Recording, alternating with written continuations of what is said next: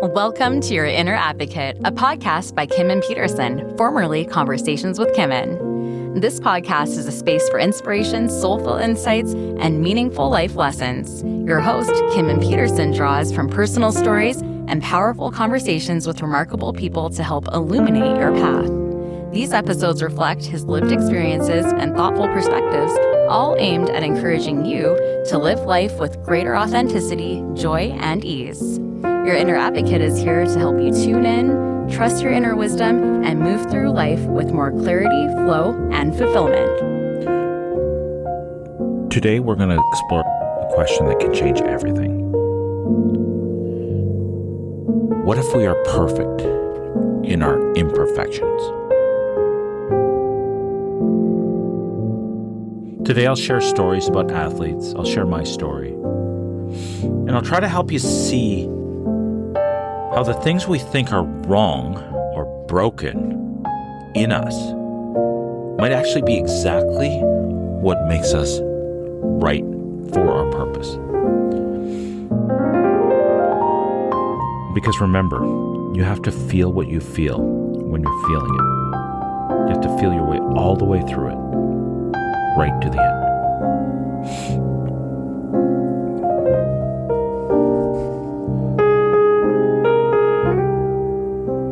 So let's set the stage today.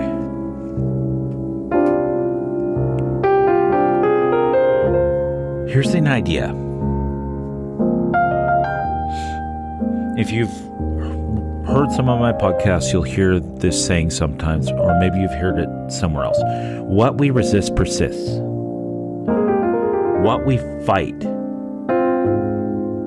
like when we fight what is, we strengthen it. But when we accept what is, it either dissolves it as a problem or it simply disappears. So imagine if you labeled everything a flaw, a weakness, an imperfection in your body, your character, your history, your mindset. But what if those things are not things you need to fix, but things you need to accept so you can integrate them into yourself, so you can become fully yourself? The freedom will be found in the feeling. So feel what you feel and feel it fully. Lean into what's so, because if you can't meet yourself at the bottom, you will never get to meet yourself at the top. And what if all the things you think are imperfections are actually completely and utterly necessary? They're exactly the things that make you the perfect version of you. The perfect for your person. You're like absolutely perfect for your purpose in life. And if we keep fighting them, we delay becoming who we're meant to be. Literally, this is the core of today's journey. All these things, either accepting and integrating them into your life and becoming fully part of your life, or the strength to overcome them, which builds the resilience and the strength for you.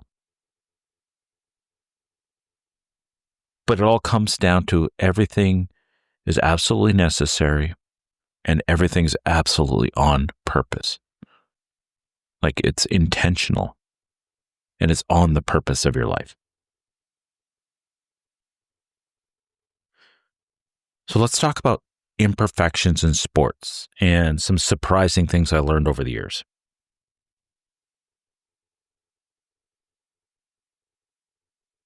Because when you're talking about sports, you think of the human body, mind, performance, and it meets extremes, right? And everybody thinks you have to have the perfect gait, the perfect form, the perfect body in order to do incredible things. But the truth is, there's some world champions that had what other people would call imperfections, like structural imperfections. And yet, they became the best in the world. For example, Usain Bolt, he had a scoliosis, a curvature of the spine. And the way, like everybody would think, like that's a defect that would prevent someone from being an amazing athlete. But in his case, that curvature caused his right leg to be a little longer than his left leg, which gave him the ability to have incredible more power on the right leg push-off. And it didn't stop him. It may have been the exact thing that made him the best in the world. Or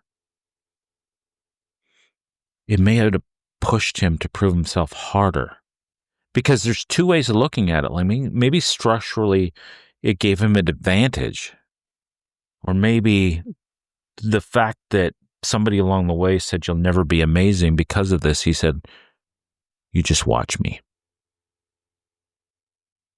See, if you understand, like, the truth isn't like perfect form and all that isn't as what it's cracked up to be. Like, the human body is built and designed to adapt. And the human mind can also adapt, but like, that's really has a lot to do with choice and your personality and how you look at things. You know, Michael Phelps also had a pretty significant scoliosis. He was also double jointed and he had webbed fingers. Fingertips are like in between his fingers were webbed. And traits people would say, you're a freak, you're perfect, there's something wrong with you.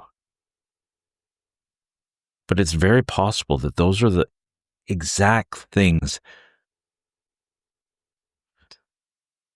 that helped him become the most decorated swimmer in history.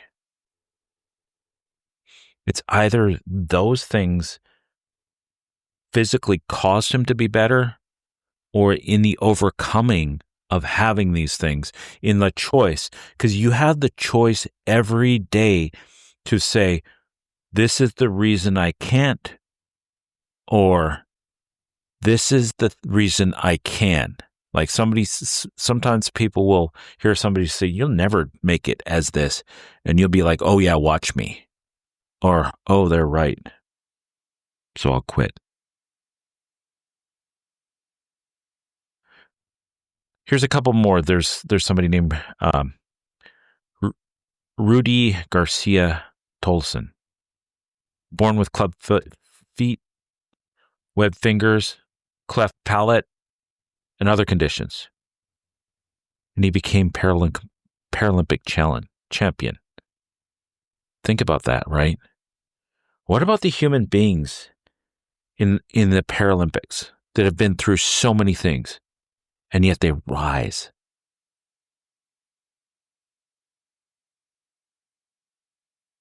You know, you'll see out there athletes who have been told they're too small. You see them in basketball, you see them in hockey, you see them in different areas, and yet they rise. So when you look at these stories, what stands out is not just the imperfection, but the acceptance and integration of what they are. And they stop fighting the fact that they're different. They're different. And they began utilizing it as structural, utilizing it as something to overcome and build strength, utilizing it as a challenge to dig deep into their tenacity. Yeah, for you, especially the runners listening, what might feel like a limitation could actually be a hidden advantage.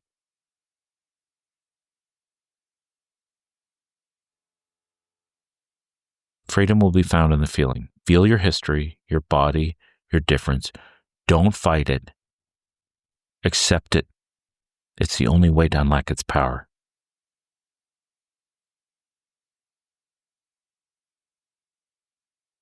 So my story, basically imperfections becoming purpose. I'm going to bring it home into my life. I've looked back at imperfections imperfect situations. And when I stop battling, stop hating them, or wishing they never happened, that's when they stopped holding me back. And they start making me perfect for my purpose. You know, I went through a lot of really tough stuff and trauma when I was a child. And for years, I couldn't even face it. And I thought I was broken and I had no chance of being anything in this world. But the truth is, when I stopped fighting what was so and accepting it, in fact, I had to accept that I was angry about it and allow myself to feel the anger and express the anger safely. Not like the last thing I ever wanted to be in this lifetime was somebody who would bleed on people who never cut me. So I had to deal with that. I had to find my way through that so I could go and bandage people who I didn't cut. All these things I thought they were my imperfections, but what I learned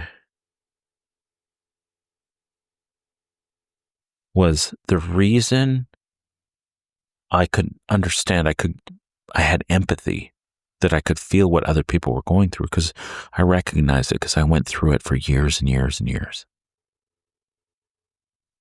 And the truth is, being through all that stuff and realizing how hard it was to go through these things by yourself. I did not want to see another human being go through a tough moment alone. So if you're ever in my presence and you're having a tough time, you're going to see how much I care and how much I understand that I know I can't take away your pain, but I sure the hell can make sure you don't feel alone when you're with me in pain.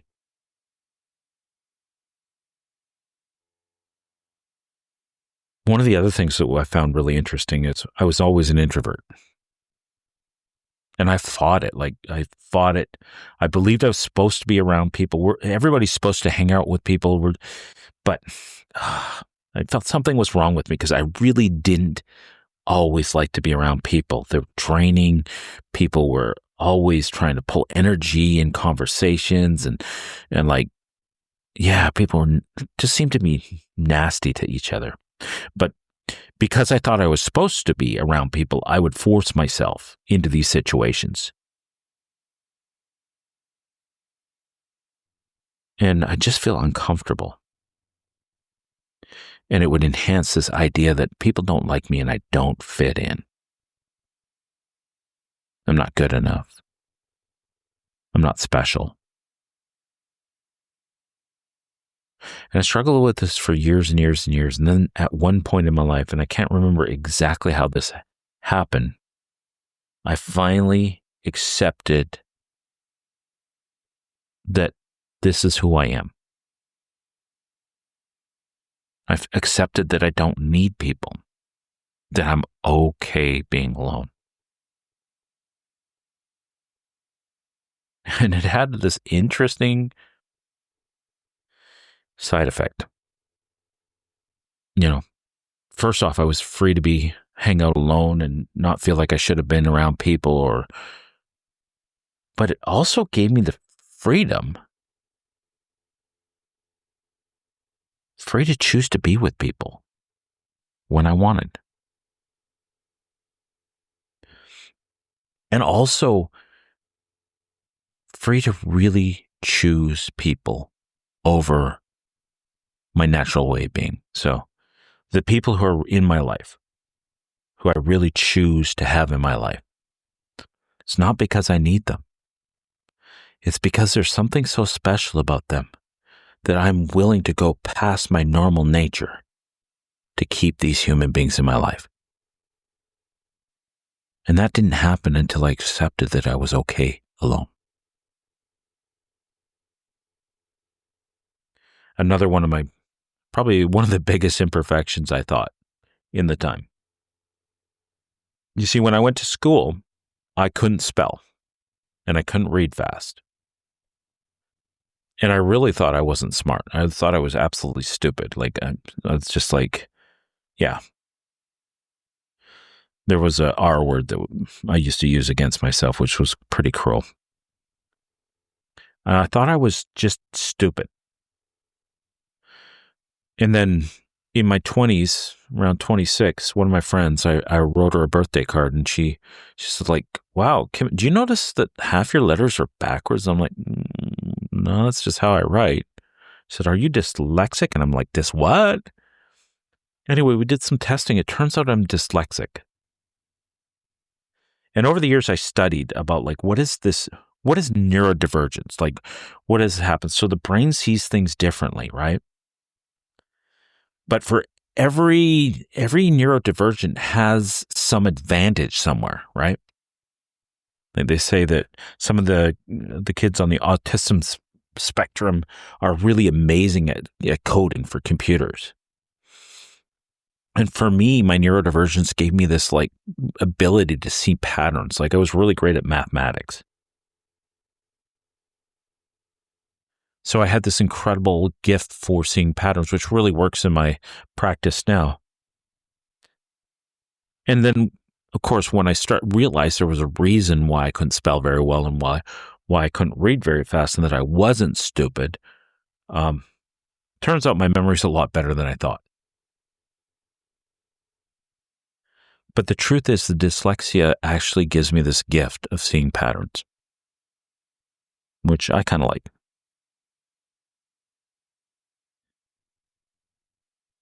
So also when I was young, I grew up in a time, in an era.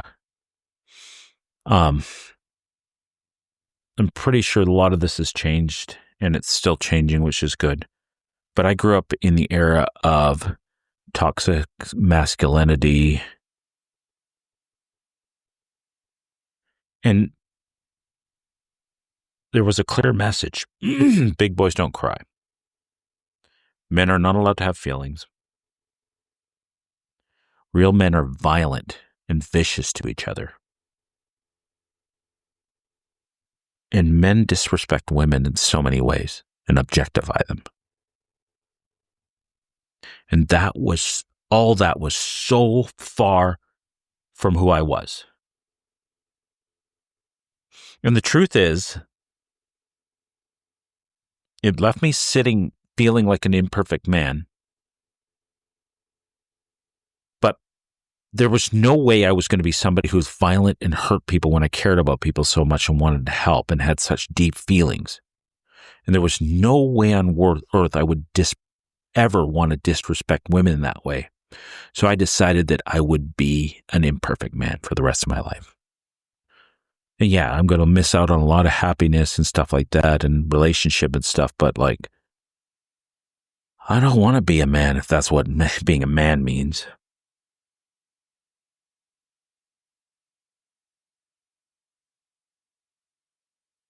You know, thank God I never quit respecting, being kind, compassion, empathetic, caring. Thank God I didn't push that out of myself because now I really embrace this is who I'm meant to be in the world. Yeah, was I imperfect in the model of a man? Hell yeah. But am I perfect for what I am doing in this world? Like the way I want to change the world, the way I want to emit caring, help people? It was perfect. So my flaws were perfect for my purpose. So I stopped fighting what was so in me. I accepted it and I integrated it and I became stronger and better for my purpose. Think about your own story. What have you tried to hide? What have you been trying to fix? What if you believed that you must erase? What if instead you meet it? Feel the feeling. You have to feel it when you're feeling it.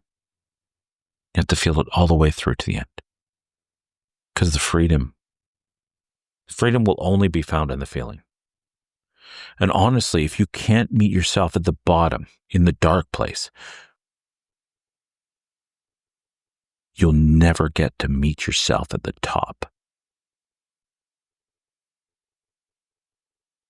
Because when you can feel yourself at the bottom, like you're broken, you're separate, you don't fit in, when you can meet yourself in there and accept and integrate all that into your life, then you've mastered. You've mastered your path to your purpose.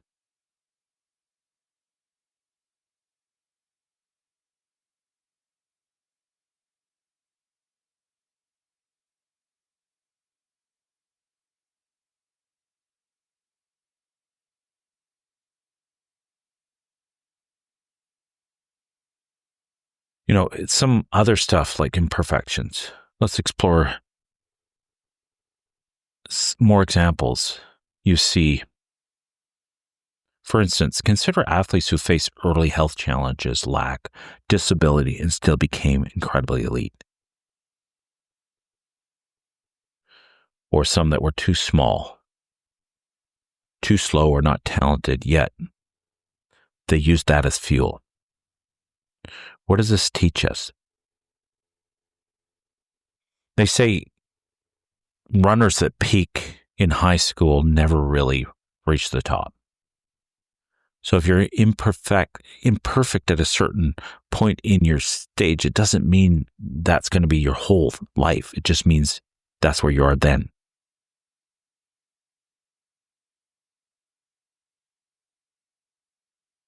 What does it teach you? That imperfection often hides the seed of our strength. It may provide uniqueness, perspective, motivation, empathy. If you continue to fight imperfections, you resist them.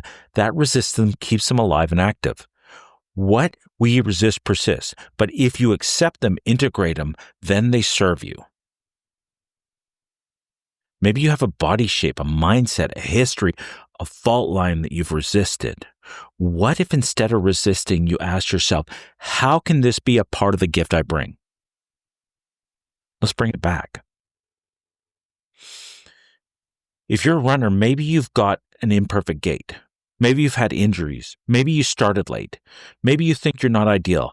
What if that difference gives you empathy,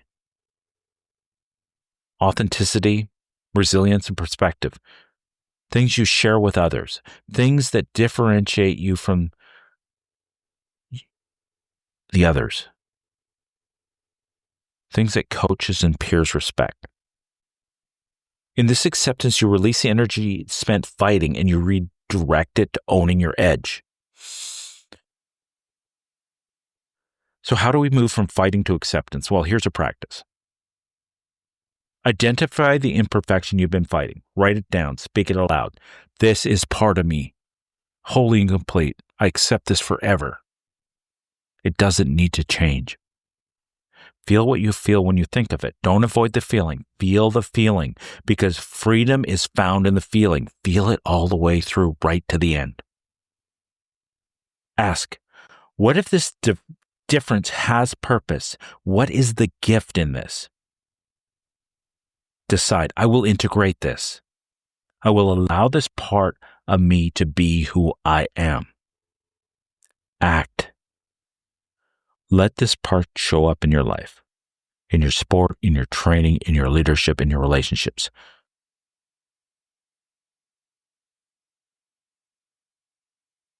Think about it, how I applied it. I stopped forcing myself into uncomfortable social situations because I thought I'd succeed if I was outgoing. Rather than that, I shifted to I kept being myself. I used my quiet, reflective energy to support the people around me, to listen, to lead subtly. I was okay being alone.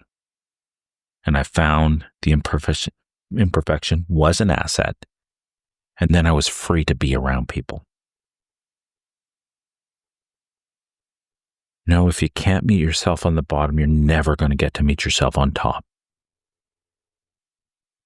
So descend into your truth, meet it, and then ascend as your whole self.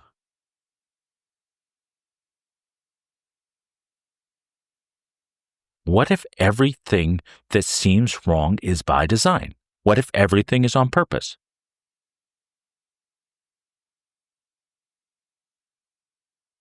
Think about it. Here's a powerful question. What if everything that looks imperfect in you and in your life is by design? Either to build amazing parts of yourself by overcoming them or by accepting, integrating, and becoming an amazing version of yourself. The trauma you experience, the limitation you carry, the difference you've hidden. What if it was never about being fixed? What if it was about being fulfilled? Because perfection isn't the absence of flaws. Perfection is not the absence of flaws. It's the integration of the whole self, of everything, bringing back all the pieces of yourself. In your athletic path, you show up differently, you lead differently, you connect differently, and the difference, that's your advantage. When you resign from the battle of should be different, you redirect your energy to you train harder, you perform, not in spite of your imperfections, but because of it. Ask yourself, where in my life have I fought something because I thought it made me less? And instead of fighting it, what if I embraced it and honored it? It's a shift from I must overcome this to I accept this and I leverage this. Big difference. And when you accept, what we resist persists. What we accept disappears, and your battle ends, and peace begins. The energy freed is immense. Okay, in closing, hey, try to hold this message as you train, as you race, as you live. Your imperfections are not your curse, they're your compass. They guide you to your unique purpose, to your distinct path. So today I invite you to stop fighting. Meet yourself right at the bottom. To feel what you feel, to accept what is, and then rise whole and empowered. Because when you do that, you'll discover you are not less than, you are more than, you are perfect. You're perfect in your imperfection. Thank you for joining me again. Keep building your own inner advocate.